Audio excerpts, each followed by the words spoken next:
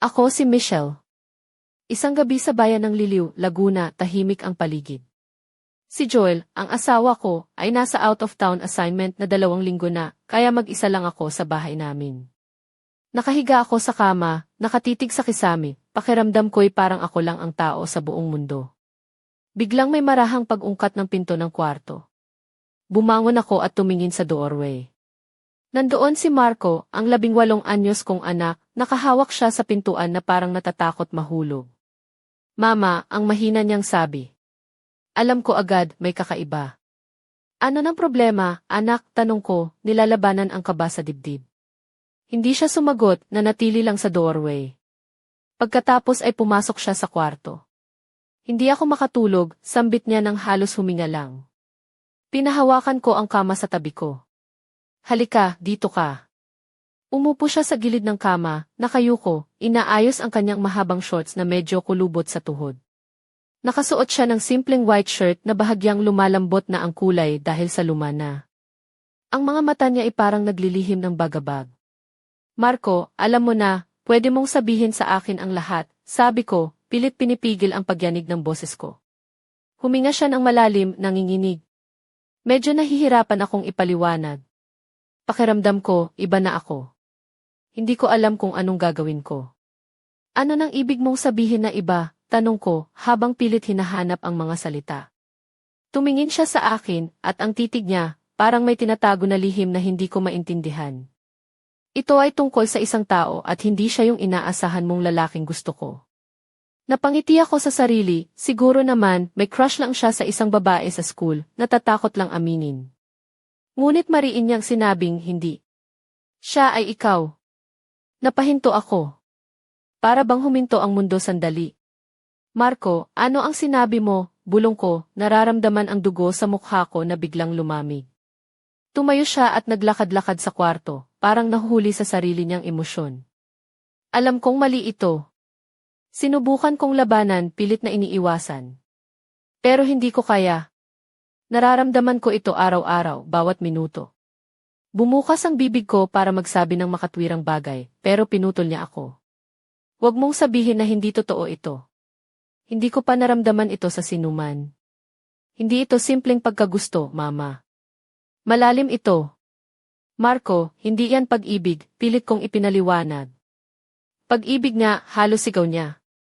Ikaw lang ang nakakaintindi sa akin, ang nagbibigay sa akin ng halaga. Kung hindi ito pag-ibig, hindi ko alam kung ano pa. Naupo ako, waring naliligaw sa sariling isipan.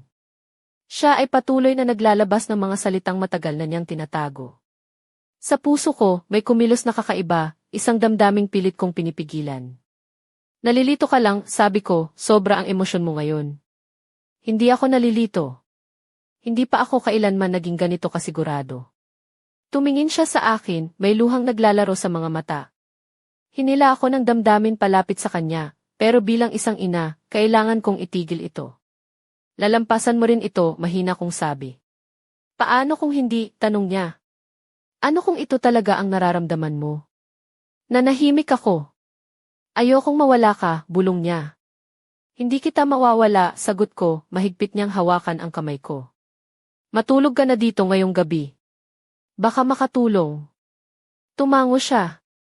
Niyakap ko siya. Parang bata pa rin, at doon kami natulog sa ilalim ng iisang kumot. Ramdam ko ang tensyon sa katawan niya, pero hindi ko sinabi. Nagpaalam ako ng good night at minisan niya ako sa dilim. Alam kong ito ay simula pa lamang ng isang kwento na hinding-hindi ko malilimutan. Kinabukasan, nagising ako sa mahinang sikat ng araw na pumapasok sa bintana ng aming kwarto sa bahay namin sa Liliw. Nakita ko si Marco na nakaupo sa gilid ng kama, nakangiti ng bahagya, pero mailungkot pa rin sa mga mata niya. Nakasuot siya ng simpleng pambahay na navy blue na t-shirt at bermuda shorts na medyo kulubot, na para bang hindi niya pinansin ang sarili niya kagabi. Habang naglalakad ako papunta sa kusina, napansin ko ang mga kaldero't kawali na nakaayos sa lababo. Pinaglilinis ko ang mga plato nang marinig ko ang humihingal na pagpasok ni Marco sa kusina. Mama, sabi niya, pwede ba tayong mag-usap? Umiti ako ng pilit, nilalabanan ang kaba sa dibdib. Sige anak, anong gusto mong pag-usapan? Umupo siya sa sahig, nakatingin sa akin na parang may gustong sabihin pero nahihiya. Alam mo ba, parang gusto kong maging normal ulit ang lahat. Pero hindi ko alam kung paano. Napangiti ako ng bahagya. Normal, sabi mo. Alam mo, pag normal ang buhay, minsan nakakainip din parang araw-araw na adobo. Masarap pero paulit-ulit na rin. Pero kung gusto mo, tutulungan kita na maging mas madali ang mga bagay-bagay. Napatingin siya sa akin ang tahimik. Hindi ako sigurado. Minsan, parang gusto kong takasan ang lahat, pero ayokong iwan ka rin. Natawa ako ng bahagya. Anak, hindi mo kailangang takasan ako. Hindi ako si Lola ba siyang nahulog sa kwento mo kapag umalis ka? Napahagikik siya at mailiwanag na bumalik sa mga mata niya. Pagkatapos ay umupo kami sa mesa ng hapunan, nagkape kami na may kasamang tinapay na may palaman na keso. Nakasuot ako ng simpleng barong Tagalog na medyo mahaba ang manggas, at isang pares ng tsinelas na gawa sa pandan, komportable pero may sariling dating. Alam mo ba, sabi ko habang iniinom ang kape, may mga panahon talaga na ang puso natin ay parang jeep na palaging puno. Kailangan lang natin maghintay ng tamang hintuan para makasakay ang tamang tao. Tumango siya at may ngiti sa labi. Mama, salamat. Parang mas magaan ang pakiramdam ko kapag kasama kita. Hindi ko maiwasang mapangiti. Ngunit sa likod ng ngiti niya, naramdaman ko pa rin ang isang lihim na hindi niya pahandang sabihin. Habang lumilipas ang araw, napagtanto ko na kahit anong pilit kong itago, ang sitwasyon namin ni Marco ay patuloy na lumalala sa loob ng katahimikan ng aming bahay. Ngunit sa likod ng mga simpleng araw na iyon, may isang tanong na bumabalot sa aking isipan. Ano ba talaga ang ibig sabihin ng pag-ibig sa pagitan namin? At kaya ba naming harapin ang mundo na may ganitong lihim na nag-ugnay sa amin? Habang pinagmamasdan ko si Marco mula sa kusina, may nadama akong malamig na hangin na parang may humahaplos sa likod ko, parang may nagmamasid na hindi namin namamalayan. Hindi ko alam kung sino iyon, pero sigurado akong hindi ito ang huli nating pagsubok. Habang papalalim na ang gabi sa maliit naming bahay sa Girgis, San Pedro, Liliw, napansin kong nag-iba ang aura ni Marco. Nakasandal siya sa pintuan ng sala, nakasuot ng lumang basketball shorts, at isang kulay abo na tank top na medyo may bahid ng pawis mula sa hapon niyang pagtakbo sa kalsada. Ang buhok niya, medyo kulot at basang-basa, parang bagong labhan pero di pa natutuyo.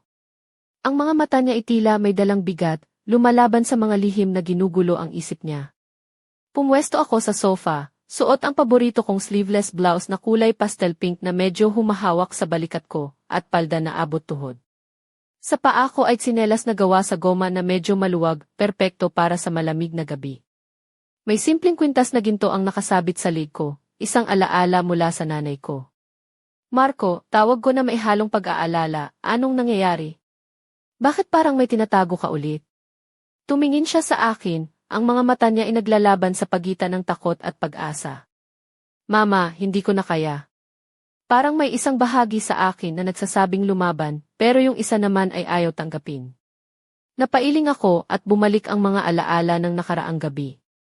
Alam mo ba, anak, minsan ang puso natin ay parang traffic sa EDSA, na hindi mo alam kung saan ka lalabas o kung kailan ka makakaalis. Pero kahit ganun, kailangan nating magtiyaga. Huminga siya ng malalim at tumayo. Mama, may mga panaginip ako na hindi ko maintindihan. Parang may mga tao na sumusubaybay sa atin. Hindi ko alam kung totoo o galing lang sa utak ko. Napangiti ako ng pilit, alam mo, baka ang utak mo lang ang nag-iimbento ng horror story kasi nanood ka ng maraming teleserye.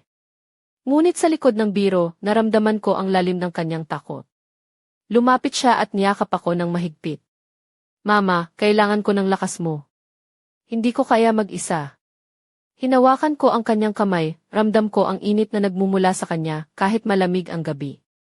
Hindi kita iiwan, Marco. Kahit anong mangyari, nandito ako. Tumahimik kami ng sandali, ang tanging tunog ay ang huni ng kuliglig at ang malamyos na hangin na sumisipol sa mga bintana.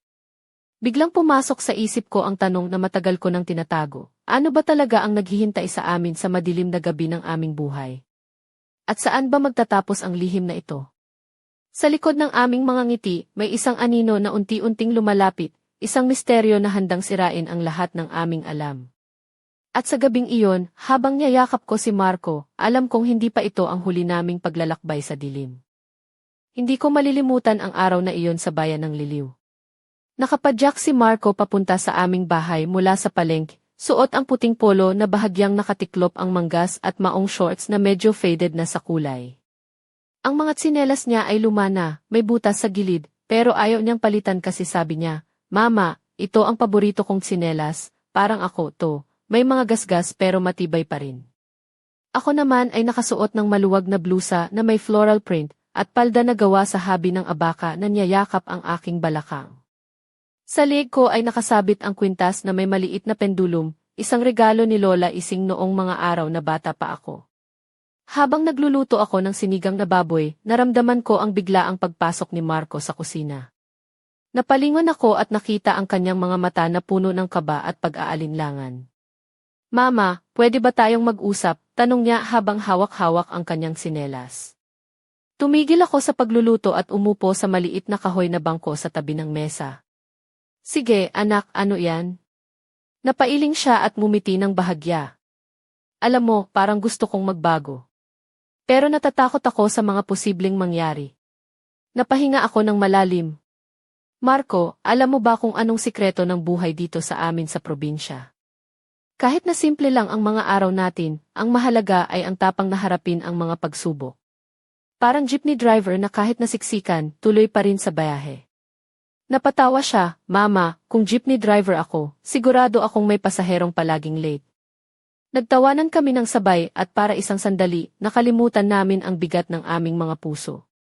Ngunit habang tumatagal, naramdaman ko ang isang kakaibang lamig na pumailan lang sa hangin.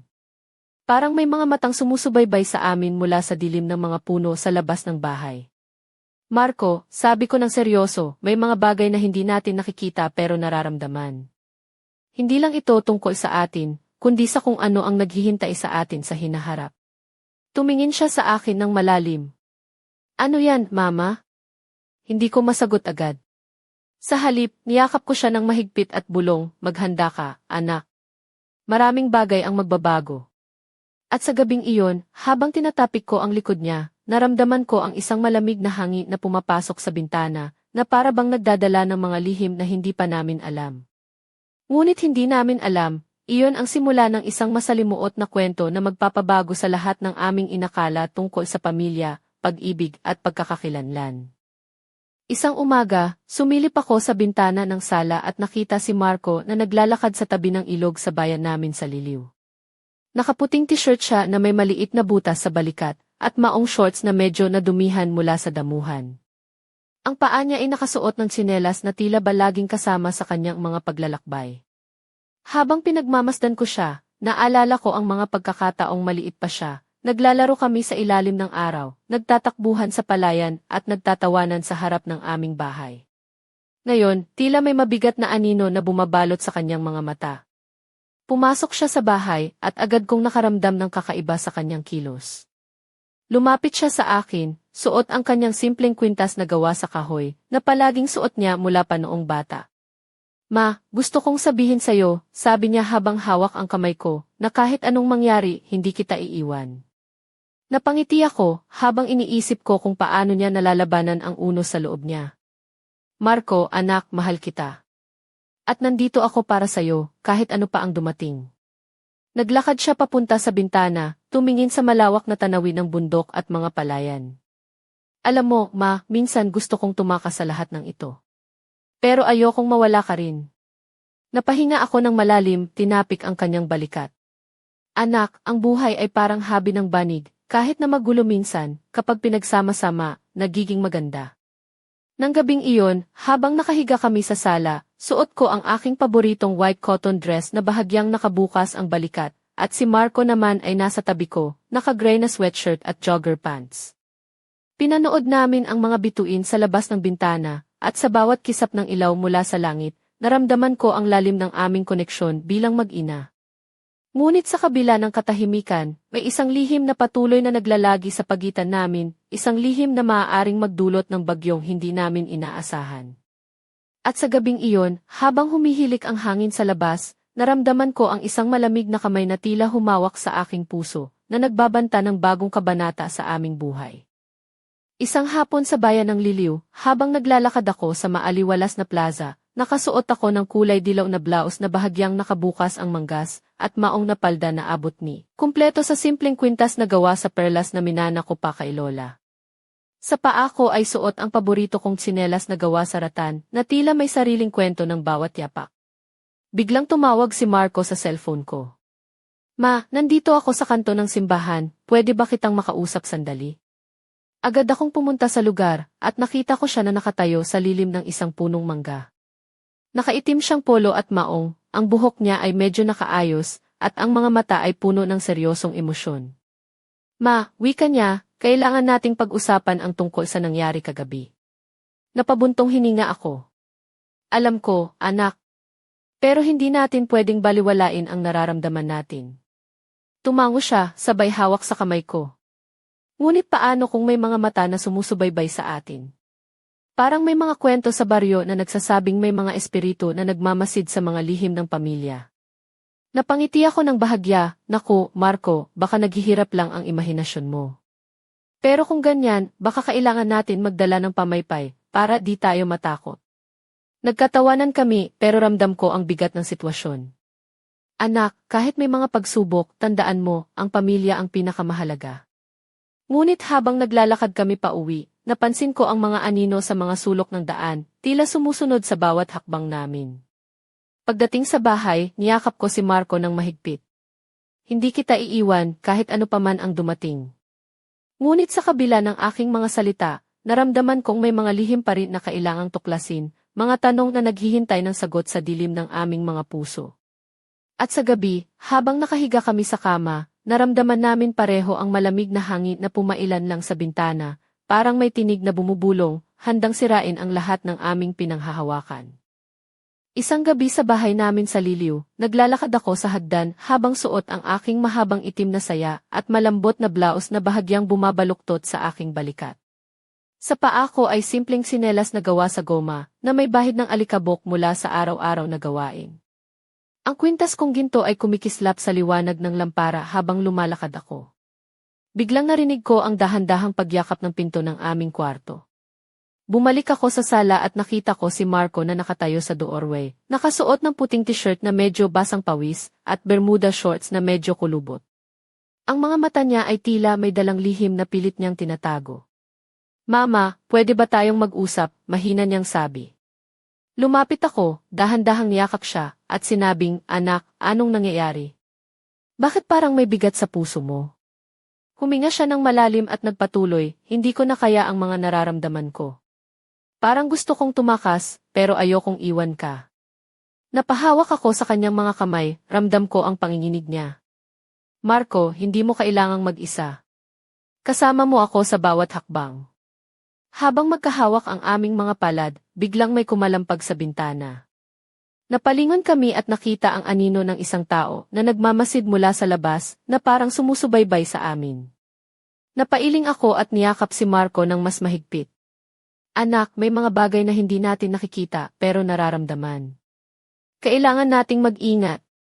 Nang tumahimik ang gabi, ramdam ko ang init ng katawan ni Marco sa aking piling. Ngunit mailamig na tila bumabalot sa aming paligid, isang pangamba na hindi namin maipaliwanag. At sa gabing iyon, habang nakahiga kami, may isang tanong na bumabagabag sa isip ko, sino ba ang taong iyon sa labas ng aming bintana? At ano ang nais niyang gawin sa aming pamilya? Hindi namin alam, ngunit ang sagot ay magbubukas ng pinto sa isang madilim na kapalaran na susubok sa aming mga puso at katatagan. Isang umaga sa bayan ng Liliw, habang naglalakad ako sa tabing ilog na may dalang basket ng mga sariwang gulay, suot ko ang isang light blue na blouse na medyo nakabukas ang manggas at isang maong na palda na abot ni, na nagpapakita ng maamong kurba ng aking mga hita. Sa paa ko ay simple at komportableng tsinelas na gawa sa nipa, na may bahid ng putik mula sa aming taniman. Biglang tumawag si Marco sa aking cellphone. Ma, nandito ako sa ilalim ng malaking mangga sa plaza. Pwede ba kitang makita? Ngumiti ako, napaisip ng sandali, saka nagmadaling pumunta sa lugar. Nakita ko siya na nakaupo sa bangko, nakasuot ng puting t-shirt at itim na jogging pants, ang buhok niya ay medyo gulo-gulo, at ang mga mata ay naglalaman ng emosyon na mahirap ipaliwanag. Marco, sabi ko habang umuupo sa tabi niya, anong nangyayari? Mukhang mabigat ang dinadala mo. Tumingin siya sa akin, at sa kanyang mga mata ay maihalong pag-asa at takot. Ma, gusto kong malaman mo na mahal kita, pero natatakot ako sa mga susunod na mangyayari. Napahinga ako, hinawakan ang kamay niya. Anak, sa buhay, may mga pagkakataon na kailangan nating harapin ang dilim para makita ang liwanag. Ngunit dumilim ang paligid namin nang biglang may isang malakas na hangin na pumailan lang, nilihis ang mga dahon ng mangga sa ibabaw namin. Napatingin kami pareho sa paligid, tila may isang presensya na nagmamasid. Ma, ano yon? Tanong niya nang may kaba. Hindi ko masagot, pero alam ko sa puso ko na ang aming buhay ay papasok sa isang bagong yugto. Yung mga lihim na matagal nang nakatago ay unti-unting bubukas, at ang aming relasyon ay susubok sa mga hamon na hindi namin inaasahan. Habang hawak-hawak namin ang mga kamay, naramdaman ko ang malamig na hangin na parang humahaplos sa aming mga kaluluwa na nagdadala ng babala na hindi namin dapat baliwalain. Isang gabi, habang nakaupo ako sa veranda ng bahay namin sa Liliw, suot ang kulay lila na damit na may bahagyang hiwa sa gilid na nagpapakita ng maamong kurba ng aking hita, at nakasandad ang mga paa ko sa simpleng sinelas na gawa sa ratan. Napansin kong papalapit si Marco mula sa kalsada. Nakaitim siyang jacket na bahagyang nakabukas, at maong na pantalon na medyo kulubot, ang buhok niya ay nabasag ng ulan, kaya medyo basa-basa. Lumapit siya sa akin ang dahan-dahan, may dalang maliit na kahon na balot sa makintab na papel. Mama, para sa'yo, sabi niya habang iniabot ang regalo. Napangiti ako, at habang binubuksan ang kahon, nakita ko ang isang kwintas na may pendant na hugis puso, gawa sa perlas at pilak, napakaganda. Marco, anak, salamat. Ang ganda nito. Ngumiti siya at nagkaroon ng sandaling katahimikan sa pagitan namin. Ngunit sa likod ng kanyang mga mata, naramdaman ko ang isang lihim na pilit niyang tinatago. Ma, wika niya, may gusto pa akong sabihin sa'yo, pero nahihiya ako. Hinawakan ko ang kanyang mga kamay, ano man yan, anak, handa akong makinig. Tumango siya, at nagsimulang magkwento ng mga damdamin na matagal na niyang tinatago, mga pangamba, mga pag-asa, at ang walang katapusang pag-ibig na nararamdaman niya. Ngunit bago pa man matapos ang gabi, may narinig kaming kalampag mula sa likod ng bahay. Nang lumabas kami, nakita namin ang isang sulat na nakasabit sa pinto, walang pangalan, ngunit puno ng babala at misteryo. Hindi ito matatapos dito, Mama, bulong ni Marco, may mga bagay na kailangang harapin. At sa gabing iyon, habang hawak namin ang sulat na iyon, alam namin na ang aming buhay ay magbabago ng tuluyan, isang bagong kabanata na puno ng panganib, pag-ibig, at lihim na kailangang tuklasin. Malamig ang simoy ng hangin ng gabing iyon sa bahay namin sa Liliw. Nakapink na naigawn ako na may malambot na tela na bahagyang sumasabay sa bawat galaw ko, at ang buhok ko ay nakatali ng maluwag, may ilang hibla na bumagsak sa aking balikat. Si Marco naman ay nakasuot ng simpleng puting t-shirt at itim na shorts, nakaupo sa tabi ko sa kama namin na tinakpan ng puting kumot na may bulak na pakiramdam. Hawak namin ang sulat na natanggap namin, ang mga salita ay tila mga tinik sa puso, mga babala tungkol sa isang lihim na kailangang itago, at isang panganib na nakatago sa dilim ng aming pamilya. Anak, mahina kong sabi, handa ka na ba sa lahat ng posibleng mangyari? Tumingin siya sa akin, ang mga mata niya ay puno ng tapang at pag-aalinlangan. Mama, kahit ano paman, gusto kong harapin ito kasama ka. Niyakap ko siya ng mahigpit, ramdam ko ang tibok ng puso niya na umaayon sa akin. Hindi kita iiwan, Marco. Ano man ang bagyong dumating, sasamahan kita hanggang dulo. Ngunit sa kabila ng aming mga pangakong iyon, may isang tinig sa dilim na bumubulong, isang lihim na matagal nang nakabaon, at isang misteryo na magbabago sa lahat ng aming alam. Habang naglalakad ako sa bintana, napansin ko ang isang anino na mabilis na lumipas sa labas ng aming bakuran. Tumingin ako ng mabuti, ngunit wala ng bakas. Alam kong ito ang simula ng isang labanan, hindi lang para sa aming pamilya, kundi para sa lahat ng mga lihim na bumabalot sa aming buhay. At sa puso ko, alam kong hindi ito ang huli nating kwento. May darating pang mas madidilim na gabi at mas matitinding pagsubok na kailangang lampasan. Hanggang sa muli, ang aming kwento ay magpapatuloy, isang kwento ng pag-ibig, lihim, at katapangan na haharapin namin ng magkasama.